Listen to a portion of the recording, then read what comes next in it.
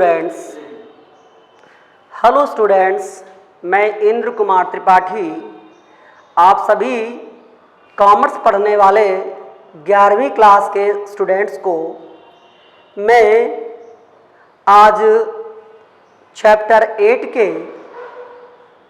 स्वर्णमान से संबंधित चैप्टर को बताऊंगा और मुझे आशा ही नहीं बल्कि पूर्ण विश्वास है कि यदि यह चैप्टर मेरे द्वारा पढ़ाया गया, इसके बाद आपको इस चैप्टर से संबंधित सारे डाउट्स क्लियर हो जाएंगे और स्वर्णमान के संबंध में सारी बातें भली भांति आ जाएंगी।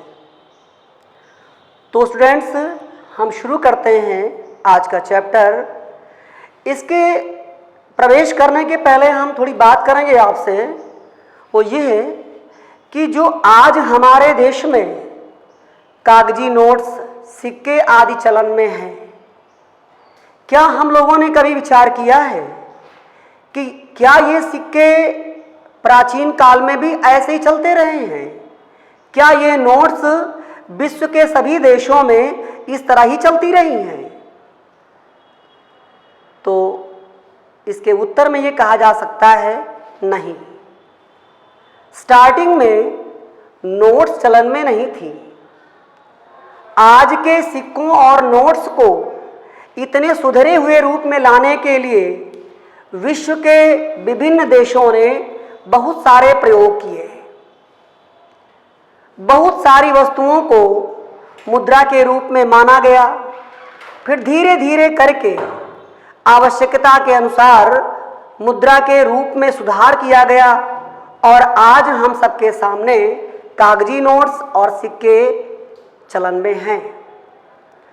तो पुराने समय में सबसे पहले मुद्रा के रूप में अगर कुछ चलन में आया तो वह था स्वर्ण के सिक्के, मतलब सोने के सिक्के। तो देश की ऐसी मौद्रिक व्यवस्था जिसमें सोने के सिक्के चलन में हो, उसे हम स्वर्ण की मौद्रिक व्यवस्था कहते हैं। मौद्रिक व्यवस्था को ही हम मान या स्टैंडर्ड कहते हैं।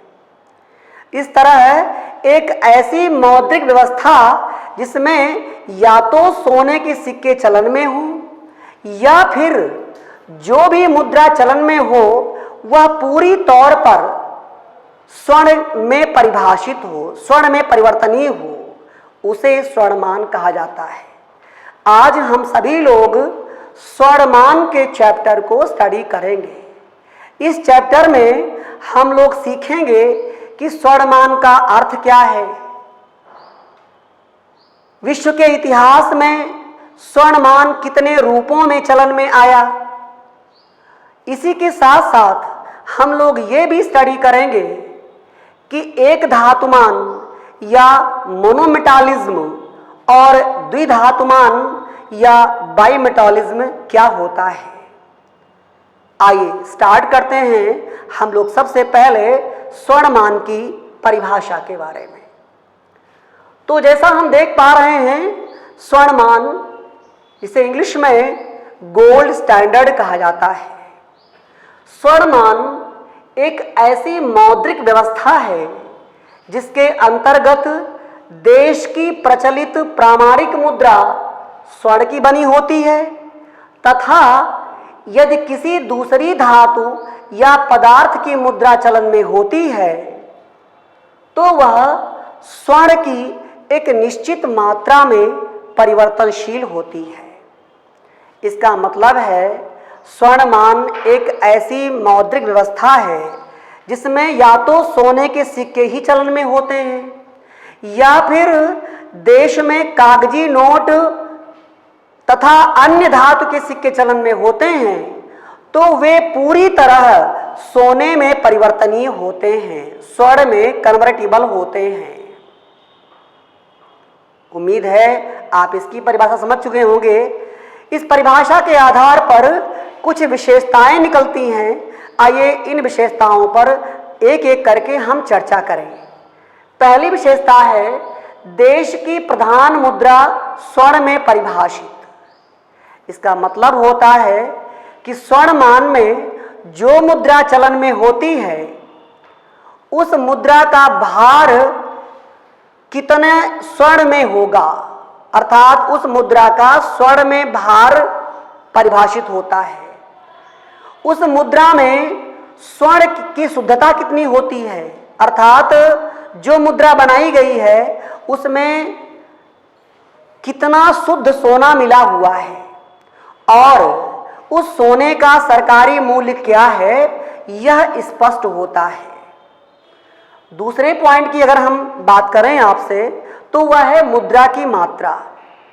इसका मतलब यह है कि देश में सरकार के पास जितनी मात्रा में स्वर्ण होता है, जितनी मात्रा में सोने का भंडार होता है, सरकार उतनी ही मात्रा में या तो सोने के सिक्के चलन में ला सकती है अथवा फिर जो सिक्के चलन में हैं वह सोने के भंडार के अनुपात में ही जनता में निर्गमित किए जा सकते हैं। कभी कभी ऐसा होता है जनता को अधिक मुद्रा की मांग रहती है तो सरकार के पास यदि सोने के सीमित भंडार हैं तो जनता की मांग के बावजूद भी सरकार अतिरिक्त मुद्रा जारी नहीं कर सकती है क्योंकि वहां पर सोने के भंडार सीमित होते हैं। थर्ड पॉइंट पर अगर हम विचार करें तो यह है अंकित मूल्य एवं वास्तविक मूल्य, अंकित मूल्य एवं वास्तविक मूल्य बराबर।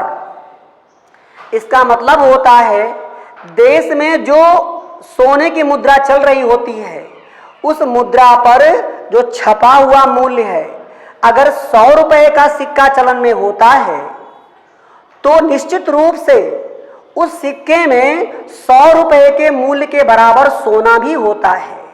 यही इसका मायने है कि 100 रुपए के पर जो 100 रुपए लिखा हुआ होता है तो उसमें 100 रुपए के बराबर का सोना लगा होता है। चौथा पॉइंट है स्वतंत्र टंकण व्यवस्था। टंकण कहते हैं सिक्कों की ढलाई को, अर्थात स्वर्ण मान की स्थिति में सरकार सिक्कों के टंकण पर कोई प्रतिबंध नहीं लगाती है, अर्थात जनता का कोई भी व्यक्ति एक निश्चित मात्रा में सोना लेकर के आता है, सरकार के कर्मचारियों को दे देता है और कर्मचारी उस सोने के बराबर उन्हें सोने का सिक्का दे देते हैं, अर्थात यहां पर सरकारी हस्तक्षेप ना के बराबर होता है। इसी प्रकार जो पांचवा पॉइंट है वो है असीमित विधि ग्राह्य। विधि माने कानून होता है, ग्राह्य माने होता है ग्रहण करना, अर्थात इस स्थिति में कानून यह परमिशन देता है कि सोने के सिक्कों को भुगतान में असीमित रूप से प्राप्त किया जा सकता है। अगर मान लीजिए हमने अपनी प्रॉपर्टी 5 लाख की बेच दी और हमारी प्रॉपर्टी परचेज करने वाला व्यक्ति अगर भुगतान में हमें 5 लाख रुपए के सोने के सिक्के दे रहा होता है तो यद्यपि यह ढोने में वजन होते हैं, फिर भी चूंकि असीमित विधि ग्राह्य हैं, इसका मतलब ये होता है कि हम अपने परचेजर से, अपने प्रॉपर्टी के खरीदार को मना नहीं कर सकते कि भाई अब मैं सिक्के नहीं लूंगा क्योंकि मैं इन सिक्कों को ले नहीं जा सकता, ऐसा प्रतिबंध नहीं हो सकता है। इसी प्रकार जो छठवां पॉइंट है वो है अन्य मुद्राओं की स्वर्ण में परिवर्तनशीलता। इसका मतलब ये होता है कि यदि देश में सोने के सिक्कों के बजाय अन्य धातुओं के सिक्के या फिर कागजी नोट चलन में होते हैं तो वे पूरी तरह सोने में परिवर्तनशील होते हैं। इसका मतलब ये हुआ कि अगर जनता का कोई भी व्यक्ति सरकार के द्वारा चलाए गए इन नोटों पर अविश्वास जाहिर करे तो सरकार इस बात की गारंटी देती है कि आप मेरे नोट को मुझे वापस कर दीजिए और इसके बदले में जो सरकार ने तय कर रखा है उतने मूल्य का सोना प्राप्त कर लीजिए। आइए 7th एंड लास्ट पॉइंट पर हम बात करें तो ये है स्वर्ण का स्वतंत्र आयात निर्यात। इसका मतलब होता है जब स्वर्णमान की व्यवस्था चलन में होती है तो उस समय सरकार सोने के आयात और निर्यात में कोई भी प्रतिबंध नहीं लगाती है। सरकार स्वयं या उस देश का कोई भी नागरिक विदेशों से सोने को आयात कर सकता है या फिर विदेशों को सोना निर्यात भी कर सकता है। तो ये थी स्वर्णमान की विशेषताएं। विश्व में विभिन्न देशों ने अपनी अपनी आवश्यकताओं के अनुसार स्वर्णमान के कई रूप अपनाए। समय समय पर कई देशों ने स्वर्णमान के कई रूप अपनाए। आइए हम उन्हीं रूपों की क्रम से चर्चा करें।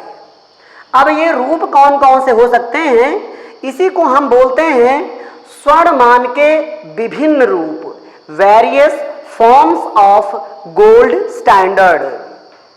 ये हैं स्वर्णमान के विभिन्न रूप, अर्थात हमारे विश्व के इतिहास में विभिन्न देशों ने स्वर्णमान के इन रूपों को समय समय पर अपनाया। पहला रूप है स्वर्ण चलनमान। इसे स्वर्ण मुद्रामान भी कहते हैं, गोल्ड करेंसी स्टैंडर्ड भी कहते हैं। दूसरा है स्वर्ण धातुमान या स्वर्ण पाटमान, या इसी को हम स्वर्ण पिंडमान के भी नाम से जानते हैं। स्वर्णमान का जो तीसरा रूप विभिन्न देशों ने अपनाया वो है स्वर्ण विनिमयमान या गोल्ड एक्सचेंज स्टैंडर्ड। स्वर्णमान का जो चौथा रूप है वो है स्वर्ण निधिमान, इसी को हम स्वर्ण कोषमान भी कहते हैं, गोल्ड रिजर्व स्टैंडर्ड भी कहते हैं। और स्वर्णमान का जो अंतिम स्वरूप है, अंतिम फॉर्म है, वो है स्वर्ण समतामान, गोल्ड पैरिटी स्टैंडर्ड। आइए हम क्रम से इन रूपों के बारे में पढ़ें। तो देखते हैं पहला स्वरूप है स्वर्ण चलनमान या स्वर्ण मुद्रामान, in English gold currency standard. स्वर्ण चलनमान नाम से स्पष्ट है, जब स्वर्ण ही चलता हो। इस मान में सोने के पूर्णकाय सिक्के चलन में होते हैं जो विनिमय के माध्यम तथा मूल्य मापक का कार्य करते हैं। यदि कागजी मुद्रा अथवा अन्य धातु के सिक्के चलन में होते हैं तो ऐसी मुद्रा स्वर्ण की पूर्व निर्धारित मात्रा में पूर्णतया परिवर्तनशील होती है। यह है स्वर्ण चलनमान। आपको याद आ रहा होगा कि इसके पहले हमने आपको स्वर्णमान के बारे में बताया। तो स्वर्णमान का ये जो रूप है स्वर्ण चलनमान, ये बहुत कुछ स्वर्णमान से टैली करता है, मैचिंग कर रहा है। मतलब ये कि एक देश की ऐसी मौद्रिक व्यवस्था जिसमें या तो सोने के सिक्के ही चलन में होते हैं अथवा यदि कागजी मुद्रा या अन्य घटिया धातु के सिक्के चलन में होते हैं तो वे पूरी तरह से सोने में परिवर्तनशील होते हैं। इस परिभाषा के आधार पर आइए गौर करें स्वर्ण चलनमान की विशेषताओं के बारे में। पहला है प्रधान मुद्रा के रूप में सोने के सिक्कों का प्रचलन, अर्थात देश की इस मौद्रिक व्यवस्था के तहत सोने के सिक्के ही चलन में होते हैं। बाजार में सोने के सिक्के चलन में होते हैं और ये सिक्के पूर्णकाय होते हैं, प्रामाणिक होते हैं। पूर्णकाय और प्रामाणिक का मतलब होता है कि सिक्कों पर जितने रुपए लिखे हुए होते हैं उतने रुपए की कीमत के बराबर सोना उस सिक्के में मिला हुआ होता है। दूसरा है स्वतंत्र टंकण, जिसके बारे में हम बता चुके हैं। कोई भी व्यक्ति सोने की एक निश्चित मात्रा को लेकर के टकसाल जा सकता है और टकसाल से सोने का सिक्का प्राप्त कर सकता है। इसमें सरकार की कोई रोक टोक नहीं होती है। तीसरा है असीमित विधिग्राह्यता।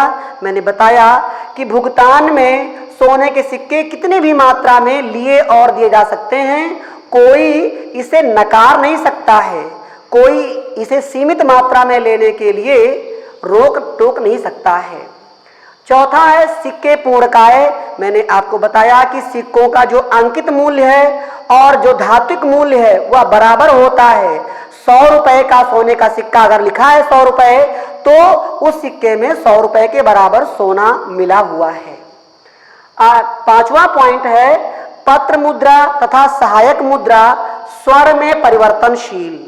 अर्थात यदि देश ने सोने के सिक्के नहीं चला रखे हैं, उस जगह पर कागजी नोट या घटिया धातु के सिक्के चला रखे हैं, तो उन्हें पूरी तरह से सरकार सोने में कन्वर्ट कर सकती है।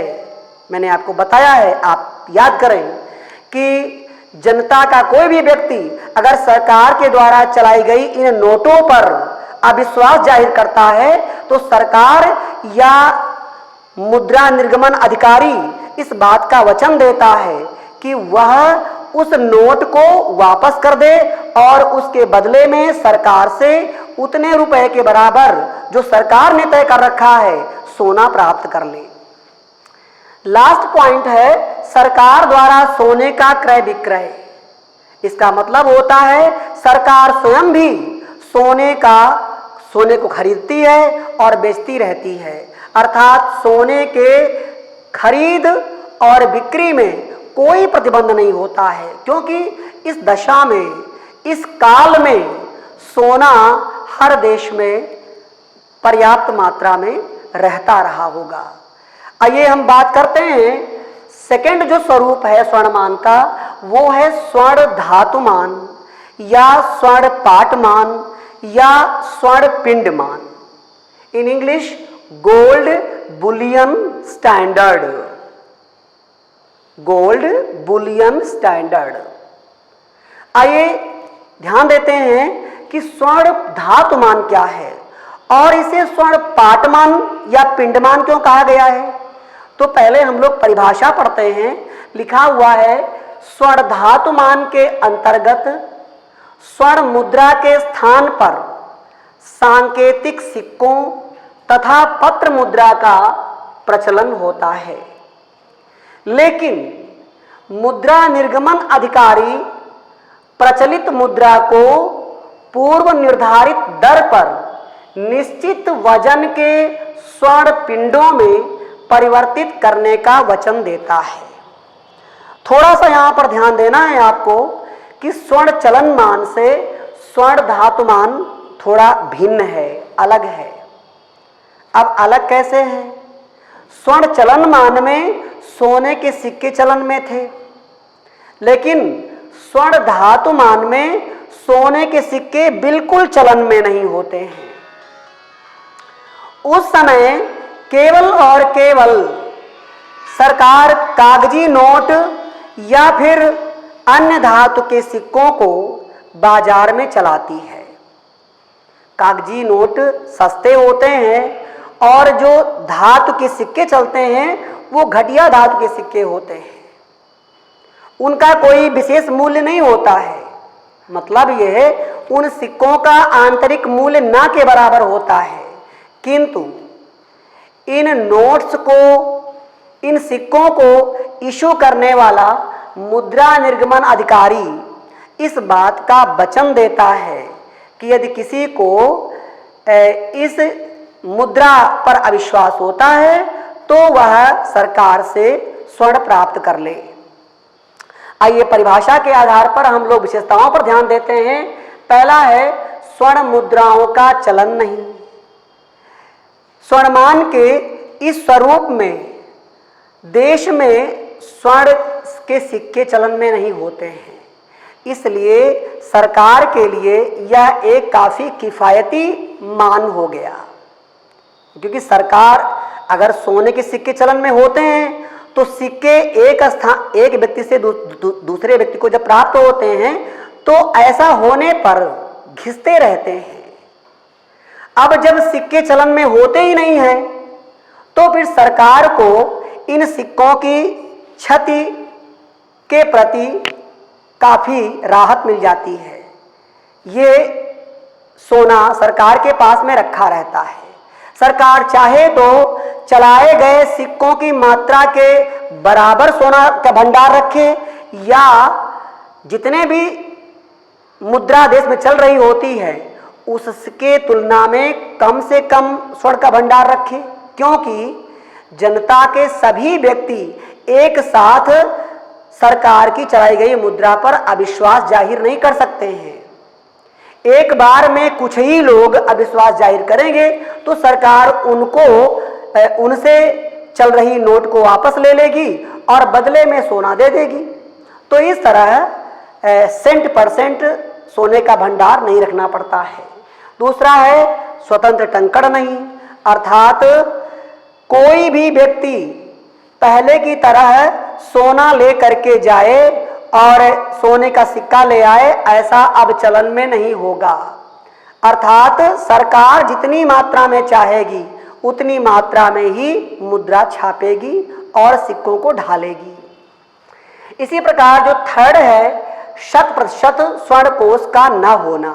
मैं बता चुका हूं कि सरकार स्वर्ण के सिक्के चलाती नहीं है, तो ऐसे में सोने का भंडार सिक्कों के चलाई गई मात्रा के बराबर नहीं होता है, बल्कि उससे कम ही सरकार के पास में होता है। इस तरह ये मान सरकार के लिए किफ़ायती है।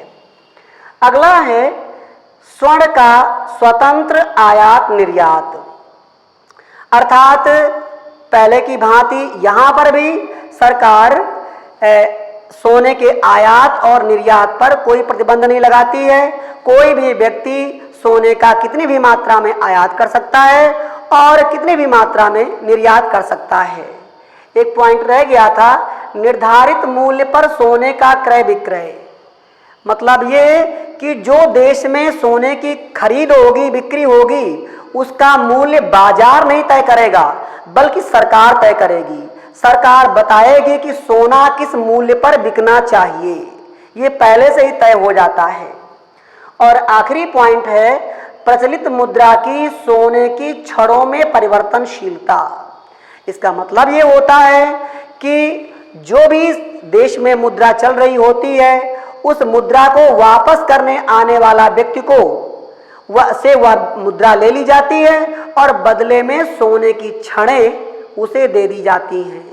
इस तरह से इसी को हम कहते हैं स्वर्ण धातुमान या स्वर्ण पाटमान। इसके बाद तीसरा आता है स्वर्ण विनिमय मान, गोल्ड एक्सचेंज स्टैंडर्ड। आइए स्वर्ण विनिमय मान के बारे में हम जानते हैं। लिखा है स्वर्ण विनिमय मान वह मुद्रा मान है जिसमें देश में प्रचलित मुद्रा ना तो स्वर्ण की बनी होती है और ना ही स्वर्ण पिंडों में परिवर्तनशील होती है, बल्कि किसी ऐसी विदेशी मुद्रा में परिवर्तनीय होती है जो स्वर्ण चलनमान या स्वर्ण धातुमान पर आधारित हो। इसका मतलब ये होता है, पहली बात तो यह आप जान लीजिए कि स्वर्ण विनिमय मान वास्तव में गरीब देशों के द्वारा अपनाया जाने वाला मान है, क्योंकि गरीब देशों के पास में सोने का अकूत भंडार नहीं होता है, लेकिन वह स्वर्णमान के लाभों को प्राप्त करना चाहते थे। इसलिए उन्होंने स्वर्ण विनिमय मान को अपनाया। स्वर्ण विनिमय मान में क्या मौद्रिक व्यवस्था रही है? देश की सरकार जो भी मुद्रा देश में चला रही होती है वह मुद्रा ना तो सोने के सिक्के थे और ना ही मुद्रा निर्गमन अधिकारी इस बात का वचन देता है कि आपको अविश्वास होने पर आप मुद्रा वापस कर दीजिए, उसके बदले में हम आपको सोने की छड़ दे देंगे ना, ये भी वादा नहीं होता है। फिर क्या होता है? मुद्रा निर्गमन अधिकारी जनता से को ये वचन देता है कि अगर आपको सरकार द्वारा चलाई गई मुद्रा पर अविश्वास है तो सरकार आपको वह विदेशी मुद्रा दे देगी, जो कि विदेशी मुद्रा सोने पर आधारित है। जैसे मान लो हमारी भारत सरकार ने सोने कागजी नोट और सिक्के चला रखे हैं और मुद्रा निर्गमन अधिकारी ने यह वचन दे दिया कि अगर आपको इस मुद्रा पर अविश्वास होता है तो अमेरिका में चल रहा डॉलर हम आपको इस मुद्रा के बदले में दे देंगे, लेकिन वह अमेरिकन डॉलर स्वर्ण पर आधारित होना चाहिए। इसी प्रकार स्वर्ण विनिमय मान की इस परिभाषा के आधार पर विशेषताएं दी गई हैं। देश की मुद्रा का स्वर्ण से अप्रत्यक्ष संबंध, इसका मतलब ये हुआ कि जो देश में चल रही मुद्रा होती है उसके बदले में सोने का भंडार नहीं रखा जाता है, केवल विदेशी मुद्रा दी जाती है। दूसरी बात है अपरिवर्तनशील पत्र मुद्रा व सांकेतिक सिक्कों का चलन, अर्थात सरकार जो भी कागजी नोट या सिक्के चला रही होती है उन नोटों के बारे में, उन नोटों के बदले में सरकार सोना देने की कोई गारंटी नहीं लेती है, और जो भी सिक्के चल रहे होते हैं वो घटिया धातु के सिक्के होते हैं। तीसरा है प्रचलित मुद्रा का स्वर्ण पर आधारित विदेशी मुद्रा में परिवर्तन। मैं आपको बता चुका हूं कि अगर मुद्रा पर अविश्वास होता है तो उस देश की मुद्रा के बदले में विदेशी मुद्रा दे दी जाती है, वह विदेशी मुद्रा जो कि स्वर्ण पर आधारित है। और चौथा है स्वर्ण के आयात निर्यात पर प्रतिबंध। सरकार जनता को यह अलाउ नहीं करती है कि वह सोने का आयात निर्यात अपनी मर्जी से कर सके। और अंत में है विदेशों में स्वर्ण कोष, अर्थात सरकार को विदेशी मुद्रा देने के लिए, विदेशों से सामान का आयात निर्यात करने के लिए विदेशों में स्वर्ण कोष रखना पड़ता है, क्योंकि स्वर्ण का भुगतान, क्योंकि विदेश से मंगाई गई वस्तु के बदले में सोने में ही भुगतान करना पड़ता है। स्टूडेंट्स, अभी हमने आपको स्वर्णमान के 3 रूपों के बारे में बताया है। स्वर्णमान के अगले 2 स्वरूप और एक धातुमान तथा द्विधातुमान के बारे में हम लोग जानकारी प्राप्त करेंगे। इसके लिए हम लोग अगला वीडियो देखना ना भूलें। Thank you.